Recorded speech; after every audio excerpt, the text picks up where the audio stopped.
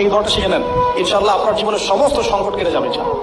আমি নিজেও এই দোয়াটা বেশি বেশি করার চেষ্টা করি। দোয়াটা হচ্ছে, মুসা আলাইহিস সালাম একটা গাছের নিচে হেলান দিয়ে বসলেন, বসে দেখলেন দুজন মেয়ে দাঁড়িয়ে আছে দূরে, পানি দিতে পারছে না।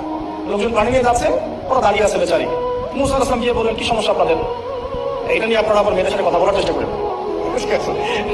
মারা মেনে চলে। তারপরে যে আমাদের বাবা অনেক বৃদ্ধ মানুষ, আমরা পানি দিতে পারি না যতক্ষণ না আমাদের কম পানি নিয়ে চলে যায়। মুসা আলাইহিস সালাম তখন একটু বললাম না, ফিজিক্যালি স্ট্রং ছিলেন, থাকে না বডি বিল্ডার, সামনে গিয়ে কথা বলে সব পানি দিতে দাও, তখন মানুষ একটু মূল্যায়ন করে না।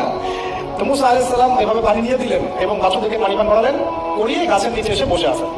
বসে বসে তিনি দোয়া করছেন, এই যে দোয়াটা তিনি দোয়া করছেন, রব্বি, একটা নেক কাজ করলেন, নেক কাজ করলেন না, মানুষের উপকার করলেন, নেক কাজ করেছে, গাছের নিচে বসে দোয়া করছে, আল্লাহ এখানে তো আমার খাবার পানি বাসস্থান কিছুই নাই, আমি কি করবো? রব্বি ইন্নী লিমা আনজালতা ইলাইয়া মিন খাইরিন ফাকির, রব্বি ইন্নী লিমা আনজালতা ইলাইয়া মিন খাইরিন ফাকির।